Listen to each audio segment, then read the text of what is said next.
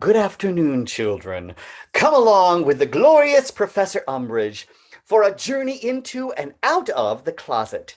It's no secret that Harry Potter author J.K. Rowling has alienated the entire queer fandom as a result of her unrepentant, vitriolic transgender prejudice.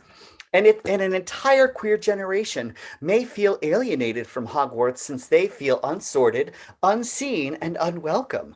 It is in this spirit that Professor Umbridge swishes into the classroom to cast a spell of invitation for all queer first years and their allies for sorting, for soothing, and most of all, for celebrating their queer magic.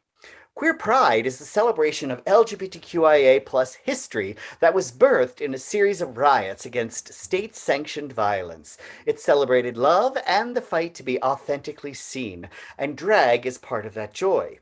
You see, drag transgresses and defies convention. Professor Dolores Umbridge, conversely, systematically crushes critical thinking in her classroom, rigidly enforces proper uniformity and conformity in student thought and behavior, and brutally punishes student dissent by literal bloodthirsty means. My Umbridge, however, is the antithesis of Dolores. My drag is grounded in centering student positionality, railing against systemic oppression, speaking truth to power. And drag has much to say to those queer witches and wizards who have been disenfranchised and systematically excluded from the magic of Hogwarts. Dear children, have you ever been afraid to share parts of yourself with others? Your identity, your sexuality, your character flaws, your guilty pleasure, your very Bogart? Lumos! Queer witches and wizards have led the way. We can learn from the Pride movement and our queer magical elders, from their outrageous courage, their real tragedies, and this charmed world of rainbows. It is in a vibrant wonder. Hogwarts can make a glittering staircase to your dormitory just for you. This fantastical broom ride will explore coming out to self, others, and the world about which is authentically all you. Don't be shy. Join me for detention, you naughty children. Grab your rainbow quills and come out, wherever you are. Hi, everybody. I'm Dr. Brent Satterley, and I am very excited today to present to you I Take Umbrage with Closets, LGBTQIA plus Pride and Prejudice. I don't have much time, so let's get casting. I do want to note a trigger warning. This workshop will explore pride, but also the realness of oppression and even hatred that has traumatized many queer people and those that love them. And I acknowledge this deep hurt. I do include the Book of Monsters here that you see. Whenever you see that in this particular presentation, please note this content may be sensitive for some viewers. And a trigger warning really should just be a quiet private exit for those who need it. So if you need to take it, please do. All right, I'm going to start with the alphabet soup of queerness, as I like to say. I've said things like LGBTQIA plus, queerness, queer, all kinds of things. Here are just some definitions of some of the identities that are encompassed in the queer community. I often use the term queer because it's very broad and umbrella-like, and it's very useful in that respect. But all of these terms don't encompass all queer identified people, including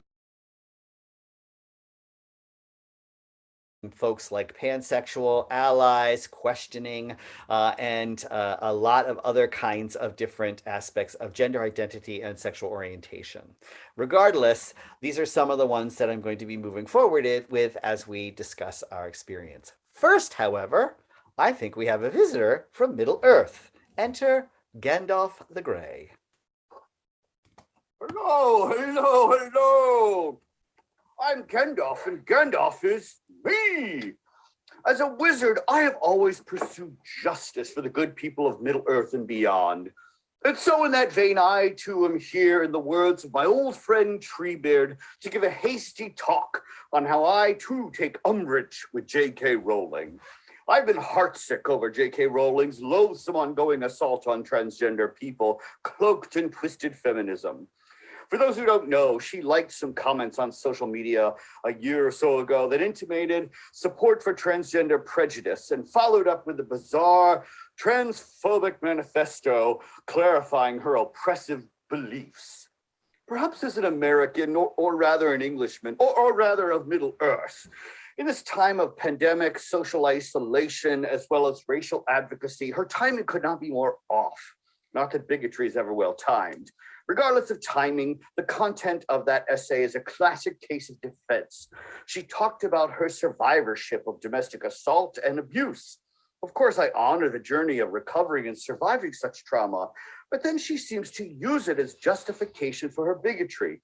Without digging deeply into it, she uses "I've got trans friends" arguments, trans panic bathroom nonsense, and other drivel.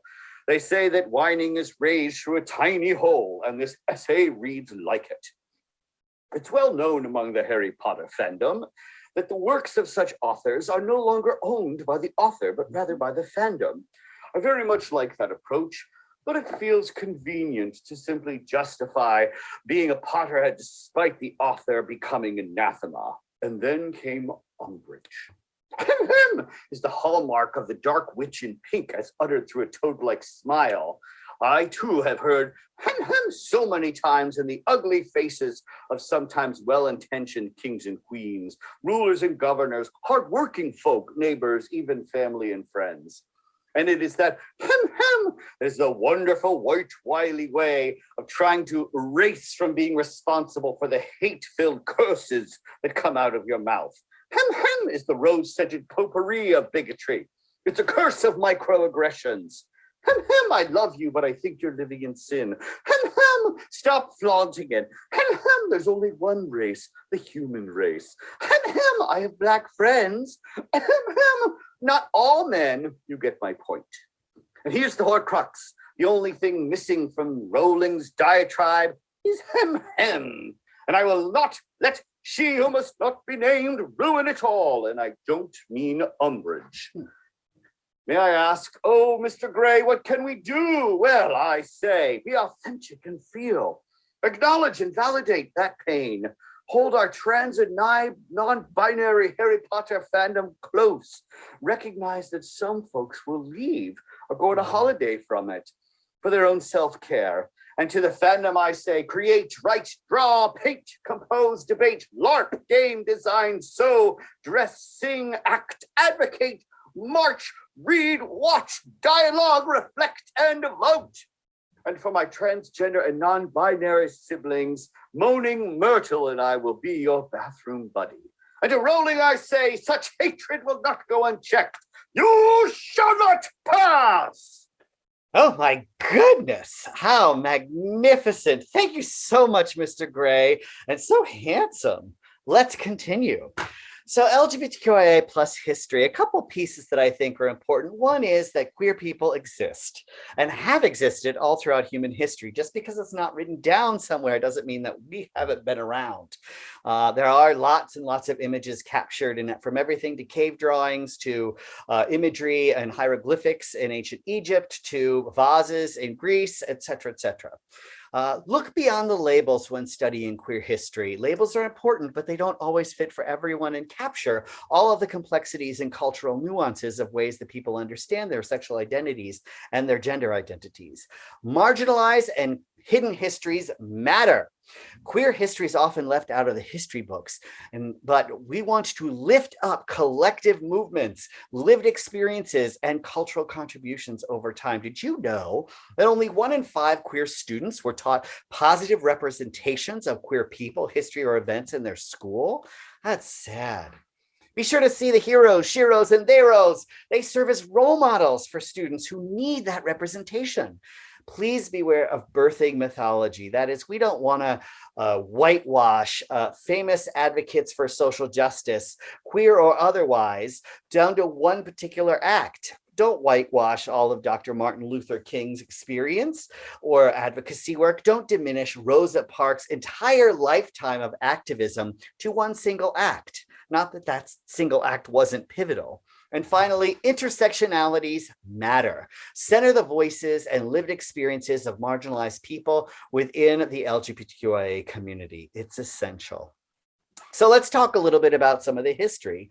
Certainly, we know in World War II, the pink triangle, which is often known as a symbol of equaling silence equals death. In other words, we cannot be silent or else we're complicit with hatred and oppression.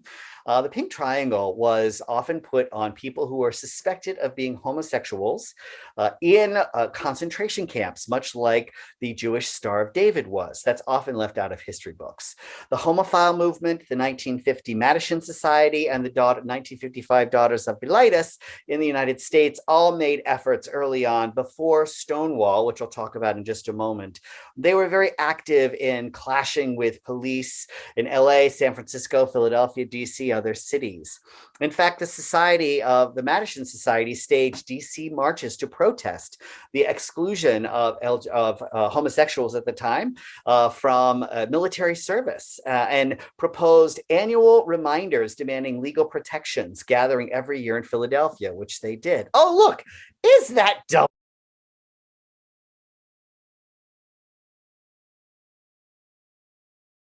Door marching? Oh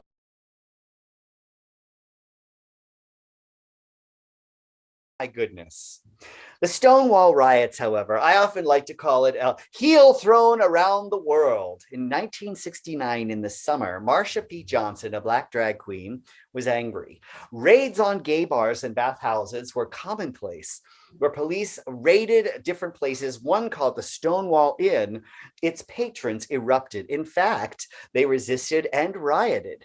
And as police handcuffed and arrest people, Johnson and other queens, lesbians, trans folks, gay men, sex workers all rioted, throwing shot glasses, stones, bricks, high-heeled shoes, and returning for 5 nights to protest that experience. Thus, Stonewall and Queer Pride was born.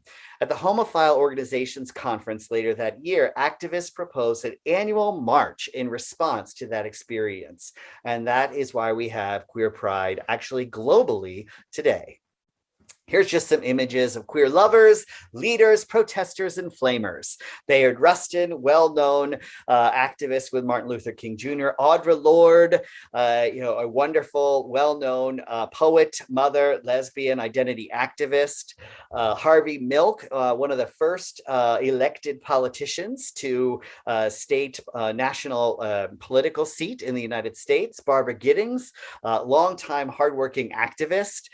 Billie Jean King, a wonderful trans activist, and Laverne Cox, transgender star as well. Just some other examples. Oops, sorry about that. Other examples of other lovers, leaders, protesters, and flamers throughout history, including Mathilda Grimblehawk, magizoologist at the Department of Regulation and Control of Magical Creatures. And who's that Dumbledore person noted there? As well as a wide variety of other people, nationally, internationally, from all races, creeds, and geographies. Carl Jung, and here's where we get into thinking about you, introduced the shadow in psychology. Carl Jung was one of the founders of the field of psychology. And if you think about it a lot like a Horcrux, it was often a part of the human experience that was thought to be evil. But later, we often have postulated and hypothesized that it's more about unconsciousness, and that our shadow doesn't only consist of morally reprehensible tendencies, but also displays a number of good qualities, such as normal instincts, appropriate restrictions, realistic insights, creative impulses, all that kind of stuff. Often people will call them skeletons in the closet. That might be things that we don't share with other people, either because we're ashamed of them or we're hiding parts of ourselves for a wide variety of reasons. Queer trauma impacts people's willingness to explore their shadow in that experience. Rumi has said that to be born is trauma. And that is often thought of as an emotional response to a terrible event. And we've seen that over and over again. Long-term effects include post-traumatic stress disorder-like symptoms, flashbacks, unpredictable emotional reactions, relationship difficulties, addiction challenges, violent outbursts, physical symptoms too, nausea, headache, and more, difficulty sleeping. And what we know is that LGBTQIA people often have higher incidence of trauma. Please note the little monster book down in the corner. Just like Dementors, they embody trauma in that experience, and often PTSD and queer trauma manifests itself, sucking all the happiness out of the world. Some of the realities of LGBTQ folks psychosocially, where people struggle with some of the difficulties in their lives, include isolation, depression, anxiety, addiction, family and society rejection, domestic violence, poverty, abuse, and even sometimes suicide. There are generational differences and with regard to the silent generation and boomers, Gen X, millennials, and Gen Z, all of which are unique and different in their own ways. Some of the youth factors that are significantly that puts LGBTQ folks at risk, highlight the reality of violence and fear in both LGBT and excuse me, trans and non-binary people's lives. 60% of lesbian, gay, and bisexual youth reported feeling so sad or hopeless that they stopped doing their usual activities that they enjoyed, and 40% seriously considered suicide, and 30% tried. We in fact know that a large majority of the homeless youth that you see on the street are actually 40% of those homeless youth who are queer were thrown out because of family rejection. Which is pretty tragic. We also know that trans individuals report significantly higher suicide attempts when compared to lesbian, gay, and bisexual persons. The other part that's important here is race matters and intersectionality matters. Our BIPOC, Black, Indigenous, people of color, queer folks, siblings, family, and friends face additional burdens, stereotypes, racism, homophobia, transgender prejudice, accusation of being race traitors as a queer person. And LGBTQIA plus BIPOC youth report a lot more pressure to choose between their ethnic and sexual identities, and they struggle with that experience of social engagement. But queer resiliency and courage are really inspiring. In fact, they often, we recognize that when people are in the closet, lying and hiding oneself is exhausting. I did it for 20 years plus. It's exhausting. You have no energy for much else. But we know that queer youth who have supportive family often present as emotionally resilient and academically and personally successful. Go figure. When people have friends and family that support them, they turn out all right. But we also know that authenticity, being able to be out about who you are, breeds strength. Coping with oppression, building community connections, truth-telling is a raw sense of revolutionary magic that I am convinced would be taught in Defense Against the Dark Arts. And sadly, you may lose some people when you are authentic with other folks, but you do gain your integrity, indeed yourself. Word of caution, I don't always counsel young people to come out in their world because it might not be safe. You have to surround yourself with safe people and decide when is the right time for you to come out. So we have queer courage and magic at a risk of being narcissistic. Who knew? Even further, there's all kinds of ways that you can express yourself. I happen to do drag is just about wearing masks, right? I happen to do it with lipstick, wig, and makeup. But you are born with potential. You are born with goodness and trust. You are born with ideals and dreams. You are born with greatness. You are born with wings. You are not meant for crawling, so don't. You have wings, learn to use them and fly. So I'd like for you to close your eyes and breathe deeply and go into your own personal restricted section. Call upon your queer magic, invoke your Patronus, and embrace your shadow. What is something you are afraid to share with others? Your identity, your sexuality, your character flaws, your artistic talents, your guilty pleasures? Write down 3 things in your own time and space to liberate yourself from your own closet if you feel comfortable doing so. Imagine what it would be like to look upon your own reflection in the mirror of Erised. Invoke that authentic self, summon queer courage. And if you're not queer, it's okay. You can borrow some of my courage to be unapologetically and unequivocally you.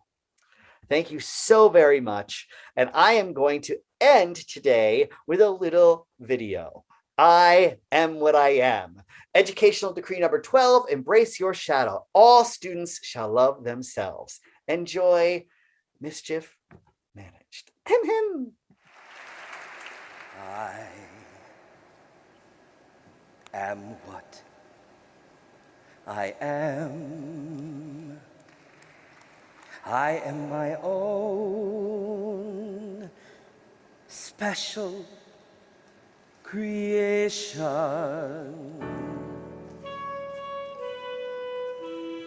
So come, take a look. Give me the hook or the ovation.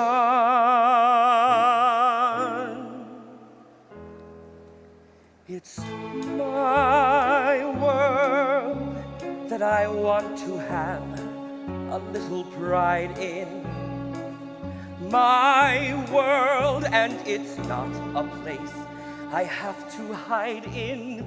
Life's not worth a damn till you can say, hey world, I am what I am. I am what I am. I don't want praise. I don't need pity. I bang my own drum. Some think it's noise. Well, I think it's pretty. And so what if I love each feather and each spangle? Why not try to see life from a different angle?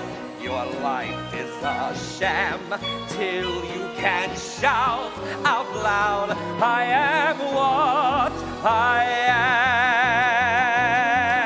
I am what I am, and what I am needs no excuses.